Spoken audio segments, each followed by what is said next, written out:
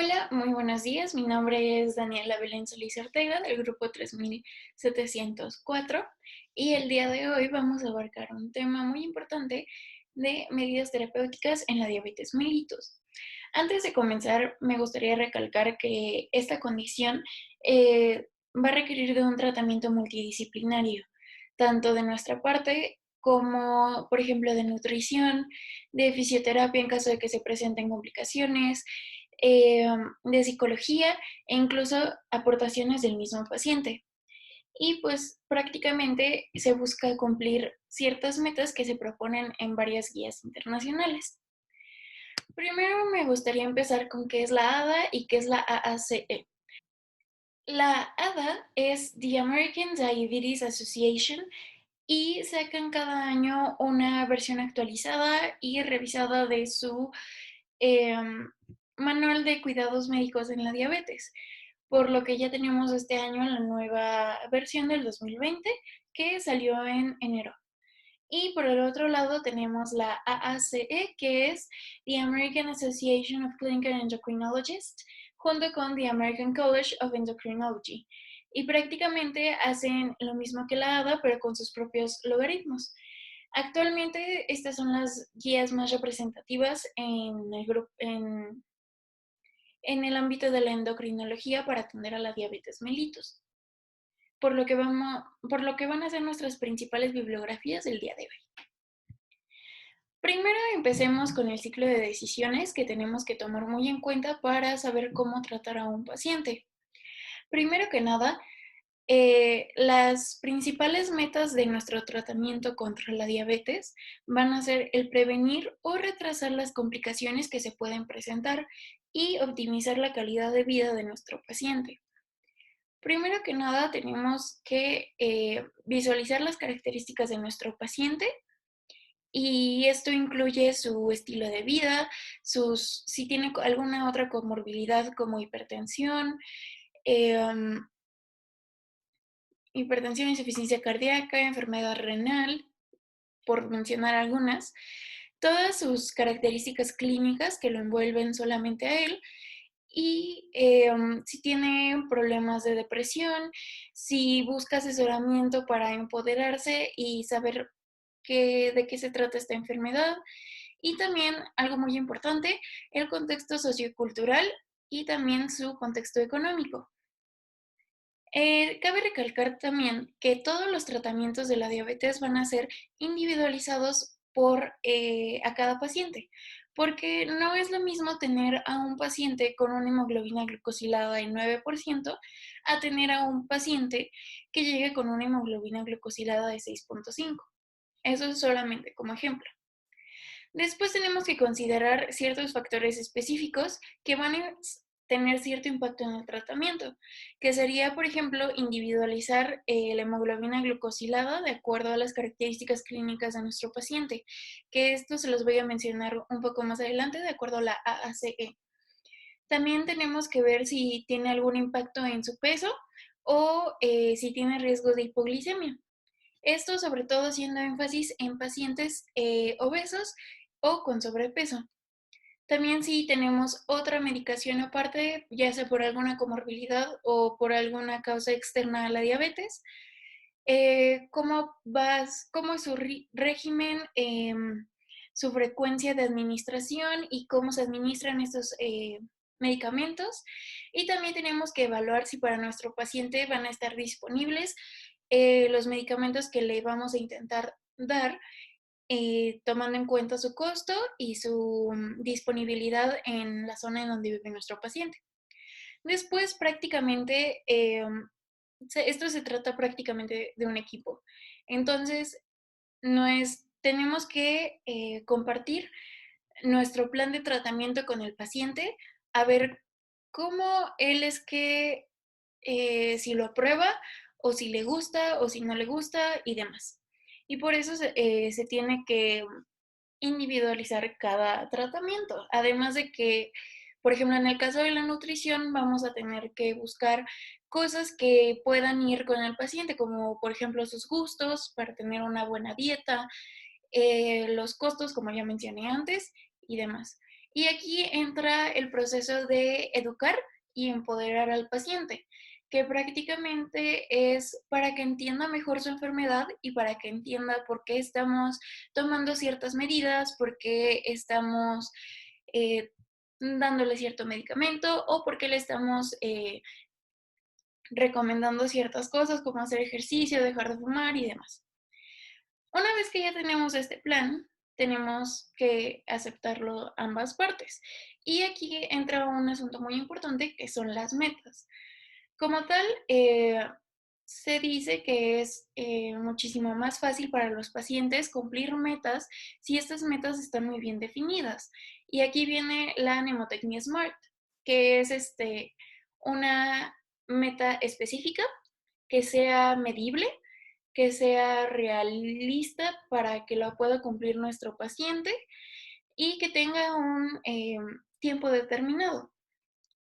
Y esto simplemente va a hacer que nuestro paciente se sienta pues en mejores condiciones para cumplir la meta, no pierda tan fácil la desmotivación y demás.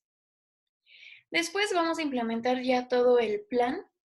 Le vamos a indicar a nuestro paciente qué vamos a hacer, cómo se va a realizar, cada cuánto vamos a realizar los monitoreos y demás. Después están los monitoreos y si el paciente necesita algún soporte o algunas herramientas o si tiene dudas, aquí es cuando entra la parte del monitoreo. Vamos a checar que también está yendo el tratamiento, si tiene algún problema, no sé, con la toma de medicamentos, si se hizo intolerante a algún medicamento, si no le gusta cierta comida, demás. Y por último, vamos a revisar y a hacerle ajustes al plan para volver a iniciar nuestro ciclo de prácticamente tomar decisiones. Primero que nada, es muy importante recalcarle a los pacientes que se deben de hacer cambios en el estilo de vida, empezando por dos puntos muy esenciales, que sería uno, la actividad física y el segundo sería la nutrición. En el aspecto de actividad física, las guías nos dicen que se deben de realizar un mínimo de 150 minutos por semana, estos intentándolos distribuir en 3 días o más, sin dejar 2 días de reposo. Aunque también las guías nos recomiendan que por día se deberían de hacer un mínimo de 60 minutos y la actividad debería de ser aeróbica, de moderada a vigorosa intensidad. Y aquí queda un paréntesis, por ejemplo, en ciertos pacientes que no pueden cumplir ciertas actividades aeróbicas, pues las guías también nos dicen que le podemos sugerir ciertos ejercicios como sería el yoga o el tai chi, por ejemplo, para adultos mayores, para que aún así sigan cumpliendo con su tiempo de actividad física a la semana o al día. También nos comentan que se debe de disminuir el sedentarismo lo mayor posible. Y esto involucra sobre todo el estilo de vida de nuestro paciente. Por ejemplo, si su trabajo le pide estar sentado frente a una computadora por mucho tiempo, le tenemos que hacer la recomendación de que no pase por más de 30 minutos seguidos en esta misma posición. Que si llega a los 30 minutos, se levante, camine un poco, haga estiramientos o algo, pero el punto importante aquí es interrumpir ese sedentarismo con alguna mínima actividad física. El otro aspecto clave va a ser la nutrición. Y primero que nada es enseñarle al paciente cómo debe comer. Sobre todo en nuestro país tenemos unos hábitos alimenticios muy precarios y tenemos que enseñarles a nuestros pacientes cuáles son la verdadera comida que tiene calidad, hablando de nutrimentos, de macronutrientes, micronutrientes, minerales, vitaminas, etcétera. Y también a enseñarle cómo debe de gestionar sus medidas. Primero tenemos que enseñarle a reconocer la calidad de los alimentos. Después, darle o brindarle herramientas para que él pueda generar sus propios patrones saludables de acuerdo a sus gustos, de acuerdo a sus posibilidades económicas, pero que él sepa que esa comida que está ingiriendo es de muy buena calidad y le va a ser saludable para su cuerpo. También tenemos que enseñarle qué tipos de alimentos son perjudiciales. Como tal, las metas son promover y sostener los patrones saludables que ya habíamos comentado, que por ejemplo en las guías nos dicen varios ejemplos, que uno puede ser el patrón alimentario de estilo mediterráneo, que prácticamente aquí tenemos una foto que se basa sobre todo en vegetales y en mariscos. Y, por ejemplo, utilizan mucho el aceite de oliva, que es uno de los aceites más beneficiosos para el cuerpo. También nos habla de ciertas dietas bajas en calorías, en esto sobre todo para personas con sobrepeso u obesidad o para personas con problemas de colesterol o triglicéridos, nos recomiendan las dietas bajas en grasas. Y también han existido varias bibliografía que sustenta que el patrón vegetariano es también bastante saludable para ciertas personas. Después tenemos que cumplir las necesidades individuales, esto tomando los principios de la dieta que incluyen, como ya mencioné antes, los gustos, que se adapte al salario que tiene nuestro paciente, que sea de fácil acceso, por mencionar algunas. Después, limitar solo aquella comida con evidencia científica que lo respalde que son perjudiciales para la salud del paciente, como por ejemplo los azúcares añadidos, los refrescos, alimentos procesados, por mencionar algunos. Y proveerle herramientas útiles, que de eso ya hablamos en el punto anterior. Ahora, en casos en donde el paciente tenga sobrepeso o obesidad, se le tiene que recalcar que lo mejor para nuestra condición de diabetes es que disminuya su peso para que tenga un mejor control de su glicemia. Primero vamos a sugerirle disminuir del 7 al 10% del peso corporal total, y esto va a seguir un patrón de brindarle una nueva dieta baja en calorías y brindarle cierta actividad física para que genere un mayor gasto energético y así nuestro paciente pueda ir bajando de peso saludablemente. También es recomendarle a nuestro paciente que una vez que vaya disminuyendo de peso, busque encontrarse en los parámetros de normopeso para tener un mejor control de su enfermedad y tener un mejor control de la glicemia. Los factores claves en la nutrición es enfatizar en aquellos vegetales con almidón, porque es muy fácil decirle a tus pacientes, tienen que comer vegetales y frutas, pero tenemos que saberle notar la diferencia entre los vegetales que valen más la pena, como por ejemplo el jitomate, las espinacas, brócoli, a ciertos alimentos que tienen gran cantidad de azúcar pues en sus macronutrientes, como por ejemplo puede ser la papa, el plátano, las calabacitas, las calabazas o incluso el maíz. También tenemos que pedirle a nuestro paciente que minimice lo mayor posible los azúcares agregados y de granos refinados, esto encontrados en la comida procesada.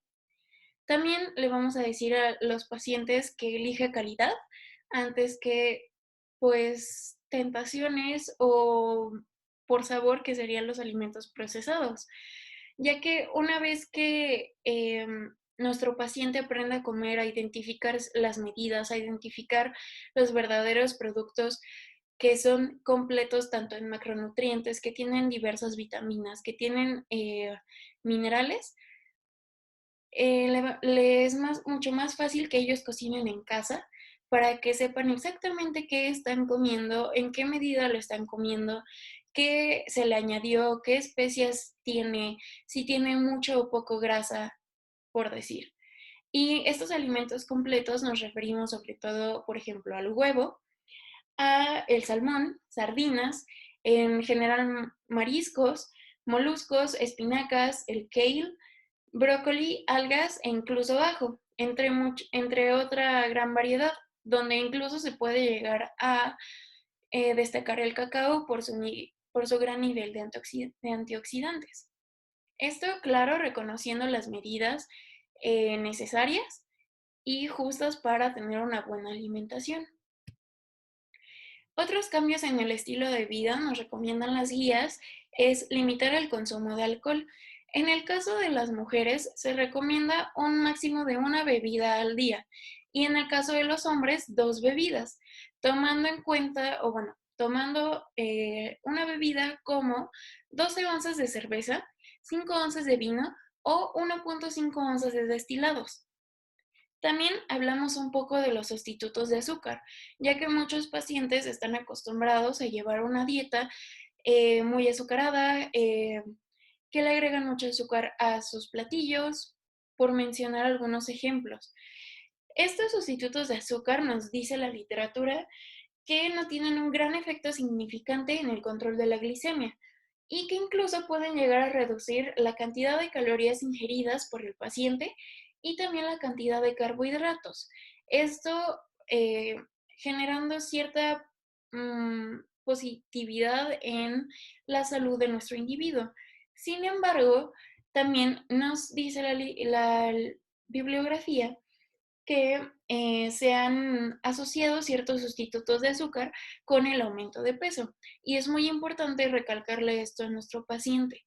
Es decir, en lo que digamos que al iniciar la dieta puede utilizar sustitutos de azúcar, pero lo ideal es que no consuma ningún sustituto de azúcar, ni azúcares añadidos, ni cosas por el estilo. Por lo que podemos sugerirle que al inicio sí utilice ciertos sustitutos de azúcar, pero que con el paso del tiempo lo vaya disminuyendo en cantidad hasta que llegue a un punto en el que ya no necesite ponerle a sus alimentos estos sustitutos de azúcar. Otra recomendación muy importante es el dejar de fumar en nuestros pacientes. Esto por 3 razones principales. La primera es que los pacientes fumadores han demostrado que tienen un mayor riesgo de presentar enfermedades cardiovasculares. Otra es que se asocia a la muerte prematura por complicaciones y sobre todo complicaciones microvasculares. Y la otra razón es que nuestros pacientes fumadores tienden a tener un peor control de glicemia comparado a los que no fuman. Esto siendo pues bastante énfasis en la diabetes. Después pasemos a ver los algoritmos de tratamiento. Vamos a ver 3 tipos de algoritmo. Este primero es de la Guía de Práctica Clínica de México, de la CENETEC, donde prácticamente nos dice que si ya tenemos el diagnóstico de diabetes mellitus, que de eso hablamos en los temas pasados, lo primero que tenemos que indicarle al paciente es generar una modificación en su estilo de vida, sobre todo ejercicio y nutrición, y agregarle metformina apenas digamos así, se confirme el diagnóstico. Después vamos a monitorizar a nuestro paciente y vamos a pedirle el control glicémico. Si tenemos una hemoglobina glucosilada arriba de 7% o una glucosa plasmática en ayuno mayor a 130, debemos de considerar aumentarle las dosis de metformina a dosis terapéuticas. La metformina, muy importante, solamente está contraindicada en un padecimiento que sería la enfermedad renal crónica, que más adelante vamos a ver exactamente en qué aspecto va a estar contraindicada. Por lo que si nuestro paciente cuenta con esta comorbilidad o tiene intolerancia al medicamento, podemos sustituir la metformina con alguna sulfonilurea, inhibidores de la dipeptidilpeptidasa 4, tiazolidinedionas, glinidas o inhibidores de las disacaridasas. Esto en el orden preferible de nuestro país, tomando en cuenta primero las sulfonilureas y los inhibidores de la dipeptidilpeptidasa 4. Después volvemos a hacer otro chequeo. Si nuestro paciente sigue teniendo hemoglobina glucosilada arriba de 7% o una glucosa plasmática en ayuno mayor a 30, tenemos que considerar a ponerle la doble terapia oral, que consta de, además de las modificaciones del estilo de vida, que tome metformina y agregarle algún medicamento como sería las sulfonilureas, los IDPP4, las TZD o incluso agregarle insulina basal o algún agonista del GLP-1. Volvemos a hacer nuestro chequeo con nuestro paciente. Si sigue teniendo su hemoglobina glucosilada arriba de 7 o su glucosa plasmática en ayuno mayor a 30, debemos de considerar, si ya tenemos nuestra doble terapia oral, debemos considerar cambiarle ya sea el medicamento que añadimos por insulina basal o agregarle al esquema la insulina basal o iniciar con una triple terapia oral. En cambio, si nuestro paciente, digamos que hacemos el primer control y con la metformina ya tiene niveles de hemoglobina glucosilada menores a 7 y con una glucosa plasmática en ayuno menor a 30, podemos dejarlo con las dosis de metformina y continuar la modificación del estilo de vida y vigilar su adherencia al tratamiento. Esto citándolo a los 6 meses o a los 3 meses, dependiendo del caso de nuestro paciente. En este caso tenemos el algoritmo que nos indica la ADA, donde la ADA, como en todos los logaritmos, nos indica que la primera línea de tratamiento es realizar los cambios de estilo de vida y utilizar la metformina. Una vez que tenemos este tratamiento, debemos de dividir nuestros pacientes en dos, en aquellos que cuenten con otras comorbilidades o aquellos que solamente tengan diabetes mellitus. Empecemos por los que no tienen ninguna comorbilidad extra. Digamos que vamos a hacer nuestro chequeo y que ya tiene la metformina y sus cambios en el estilo de vida.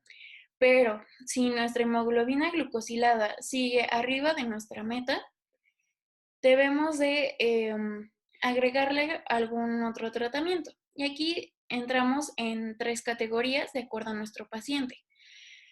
La primera es que nuestro paciente, digamos que viene de una zona rural, no tiene gran apoyo económico, por lo que tenemos que hacer énfasis en los costos de las medicinas.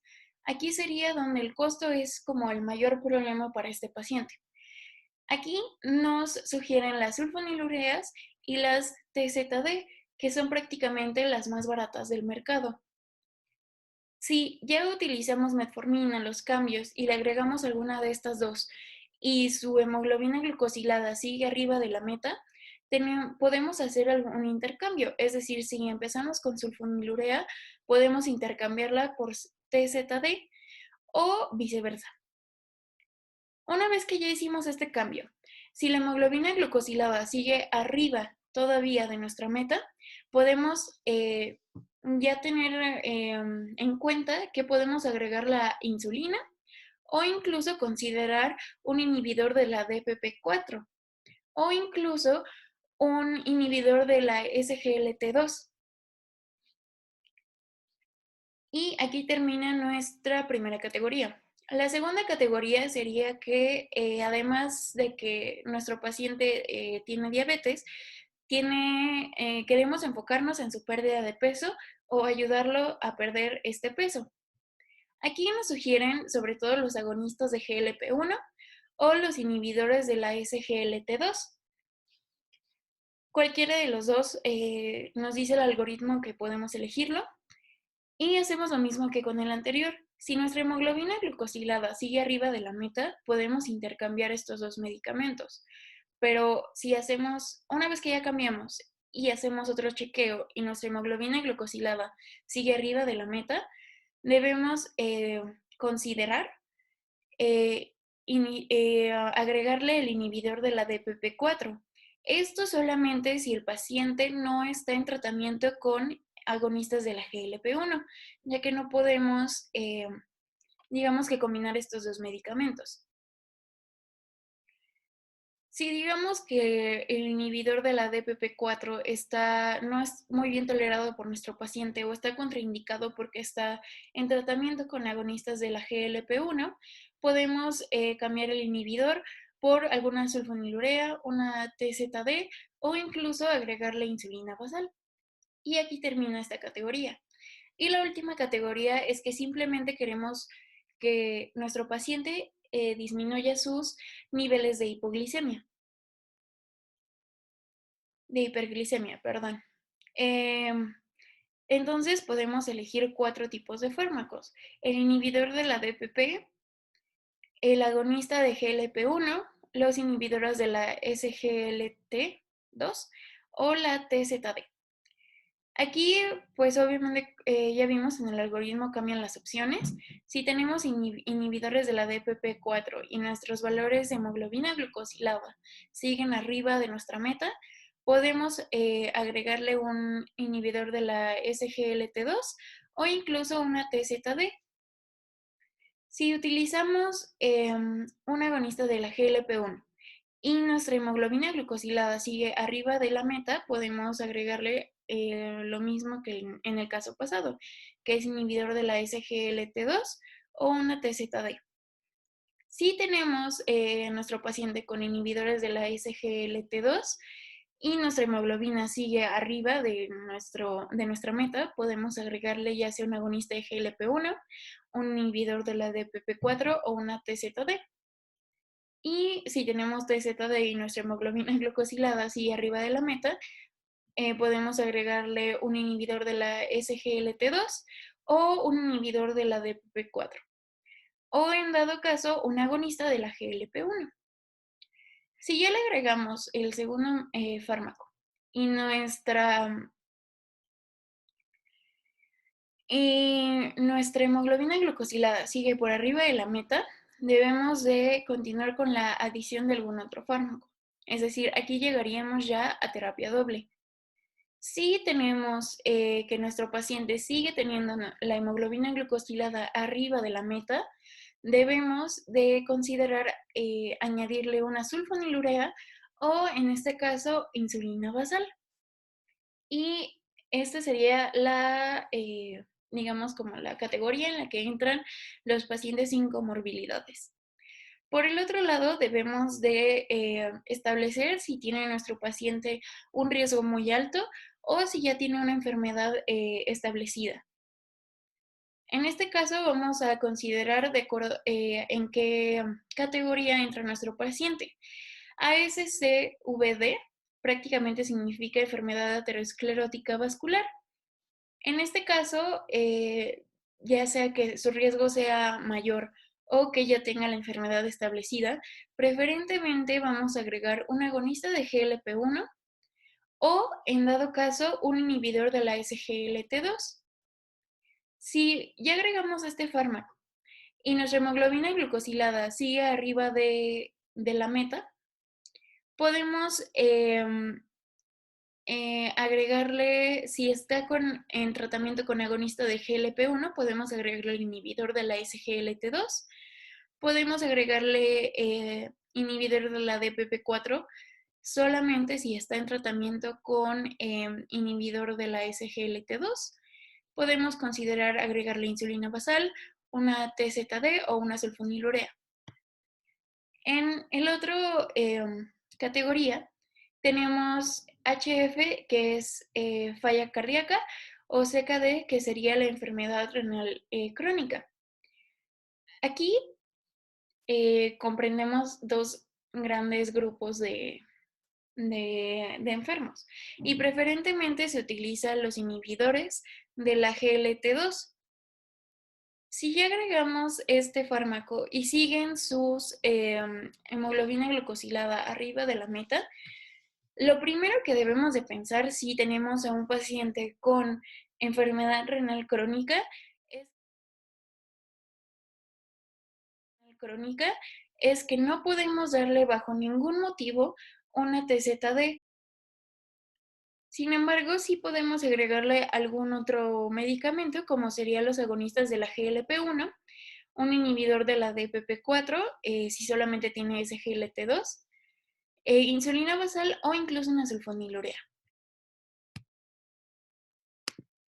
Y por último, tenemos este algoritmo que nos lo dice de la AACE, donde aquí ya nos hace énfasis en las metas individualizadas por nuestro paciente, donde los clasifica en dos, como en el anterior del ADA. Nos clasifica en aquellos pacientes en los que no tienen comorbilidad extra y en aquellos pacientes donde sí tienen alguna comorbilidad extra. En aquellos que solamente tienen diabetes, nuestra meta va a ser de hemoglobina glucosilada menor o igual a 6.5%. Y en aquellos pacientes donde tengan una comorbilidad extra, puede ser arriba de 6.5%, pero no demasiado alto. Igual nos hacen énfasis de cambiar el estilo de vida y aquí nos dice si tenemos, nos comenta que debemos de hacer separaciones de acuerdo a su índice glicémico. Empecemos por el más bajo, por así llamarlo. Llega nuestro paciente con una hemoglobina glucosilada de 7.5. Aquí podemos agregarle metformina, agonista de GLP-1, inhibidor de la SGLT2, un inhibidor de la DPP-4, una TZD o una sulfonilurea. Y se va a quedar en monoterapia. Este paciente lo vamos a seguir viendo y lo vamos a seguir analizando, pero mientras no suba de 7.5 podemos mantenerlo en monoterapia. En caso de que nuestro paciente llegue con niveles de hemoglobina glucosilada mayores a 7.5 o iguales a 7.5 hasta 9%, podemos ya considerar una terapia dual o una terapia triple. En la terapia dual prácticamente vamos a agregarle dos fármacos de todos los que ya hemos mencionado. Y aquí ya entra digamos que a jugar la insulina basal. Después, y digamos que dejamos a nuestro paciente con una terapia doble. Pasan 3 meses, lo llamamos de nuevo y sigue teniendo estos mismos niveles, podemos ya iniciar la terapia triple. Igualmente, con cualquiera de estos fármacos. Igualmente pasan 3 meses, llamamos de nuevo a nuestro paciente y vemos que sigue dentro de estos parámetros. Si ya agregamos insulina basal, podemos considerar aumentarla o si no hemos agregado insulina basal, tenemos que considerar agregarla.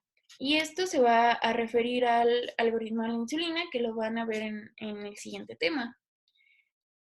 Sin embargo, si tenemos un paciente que llega con niveles de hemoglobina glucosilada mayores a 9, lo primero que tenemos que hacer con este paciente es ver si ya tiene síntomas de esta hiperglicemia o si aún no tiene síntomas. Si ya tiene síntomas, debemos iniciar inmediatamente la insulina más algún otro fármaco. Sin embargo, si no tiene síntomas, podemos seguir con la terapia doble o con la terapia triple. Eso dependiendo de nuestro paciente y de cómo vaya progresando con su enfermedad. Y este sería el algoritmo de la AACE. Por último, veamos el tratamiento oral. Vamos a revisar 4 grupos de fármacos. El primero van a ser las bigonidas, donde la única aprobada por la FDA va a ser la metformina. La metformina se conoce digamos que no se conoce específicamente su mecanismo de acción, pero se sabe que aumenta la actividad de la MPK, donde aumenta la oxidación de ácidos grasos, aumenta la captación de glucosa y aumenta el metabolismo no oxidativo, al mismo tiempo que disminuye la lipogénesis y la gluconeogénesis. Esto prácticamente se traduce en que vamos a tener una disminución en la producción de glucosa, una disminución de la síntesis de ácidos grasos y de colesterol, y al mismo tiempo nos va a ayudar a mejorar la captación de la insulina, de la glucosa en músculos periféricos, aumentando así la señalización de la insulina. Sus principales reacciones adversas son las molestias gastrointestinales, que pueden ser desde dolores tipo cólicos, distensiones abdominales, hasta incluso diarrea. También en la literatura nos habla de que se ha asociado a ciertas reducciones de concentraciones de vitamina B12 y a la acidosis láctica, pero estos dos casos es muy raro que se encuentre y a menos de que tenga una contraindicación, como ahorita lo vamos a hablar, la filtración glomerular, se prefiere que nuestro paciente siga en tratamiento con metformina. Además de que las guías nos dicen que una vez iniciada la metformina hasta que no haya, a menos de que haya una intolerancia o que empiece la contraindicación, no debemos de suspender el uso de esta. También se ha asociado a reducción leve del peso, por lo que nos puede ayudar en cierto punto a mejorar la salud de nuestros pacientes. También se ha hablado en la literatura que por sí sola la metformina puede ayudar a disminuir los niveles de hemoglobina glucosilada de 1 a 1,25%. Esto haciendo énfasis de que lo más importante para disminuir los niveles de glucosa y la hemoglobina glucosilada son los cambios en el estilo de vida, ya que prácticamente nos van a generar un 80% de esta disminución, y la metformina solamente se debe de utilizar como coadyuvante. Y la única contraindicación que tiene esta metformina es en un paciente con enfermedad renal crónica cuya tasa de filtración glomerular sea menor a 30 mililitros sobre minuto. Tenemos dos presentaciones de la metformina. La de liberación inmediata, la cual se va em, a tomar 2 veces al día, y la de liberación prolongada.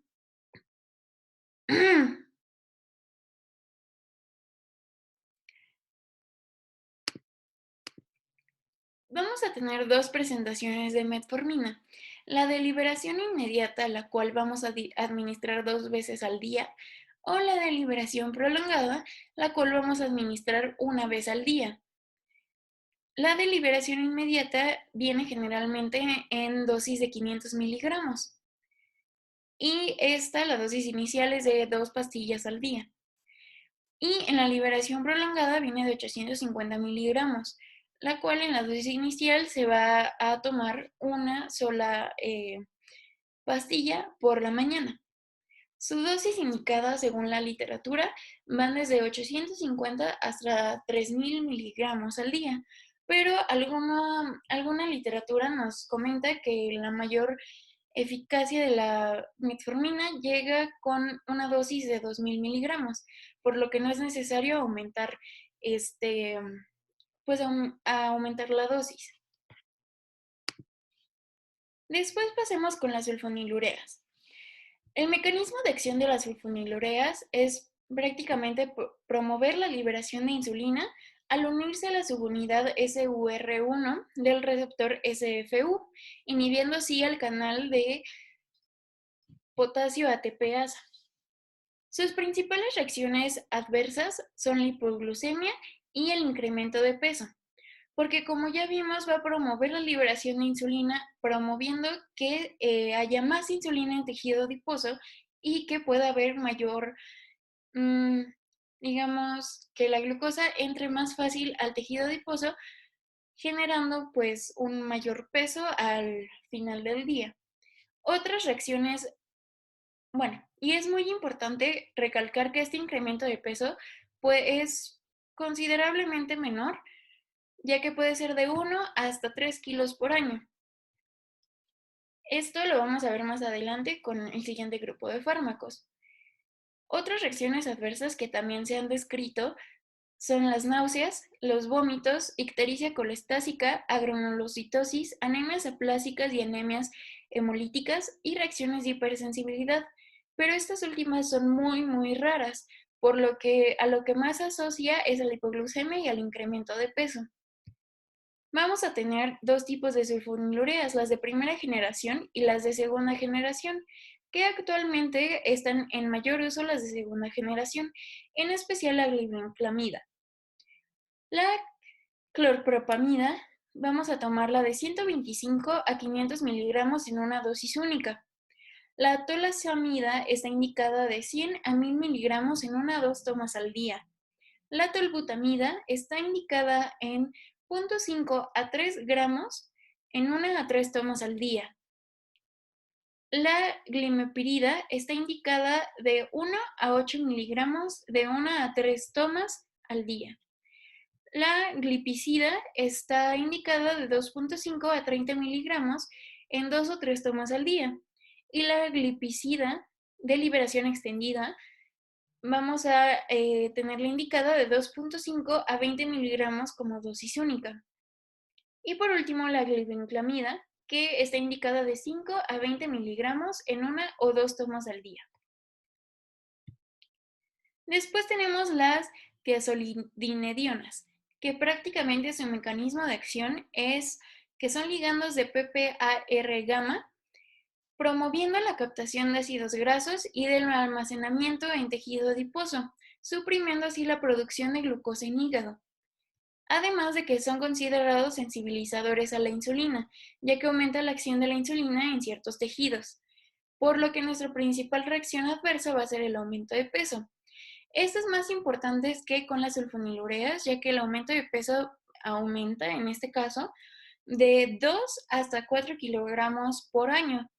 También se pueden llegar a presentar edema, insuficiencia cardíaca, por lo que es muy importante tener en cuenta que este grupo de fármacos no lo podemos dar en pacientes con falla cardíaca, también riesgo de fracturas y edema macular. Pero el edema macular se ha reportado muy poco y es muy raro que se llegue hasta tal extremo utilizando las tiazolidinedionas. Tenemos dos tipos, la pioglitazona y la rosiglitazona. Actualmente se prefiere la pioglitazona ya que ha demostrado mayor eficacia a la rosiglitazona.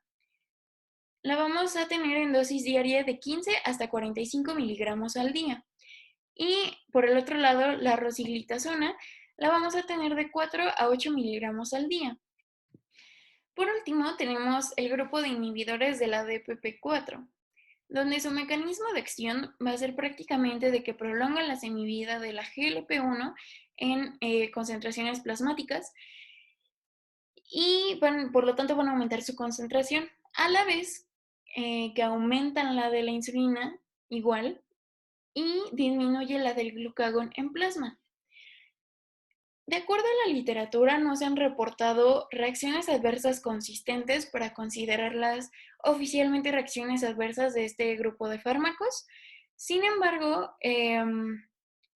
hasta el momento solo se han detectado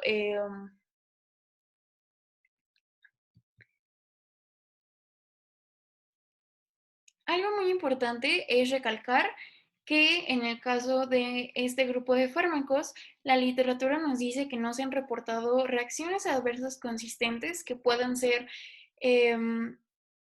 digamos, propias a este grupo de fármacos, por lo que se reporta hasta ahora que no tienen resultados consistentes o que no tienen ninguna reacción adversa. Tenemos tres tipos, de la cual la saxagliptina es la más usada actualmente. Tenemos la saxagliptina en una dosis de 2.5 a 5 miligramos al día, la sitagliptina, que puede ser de 50 a 100 miligramos al día, y la vildagliptina, que puede ser de 50 a 100 miligramos al día. Todo esto considerando los algoritmos que ya vimos anteriormente y ajustando la dosis individualizada a cada paciente de acuerdo a sus necesidades. Y eso sería lo último. En la bibliografía, como pueden ver, sobre todo se trató la ADA, la AACE,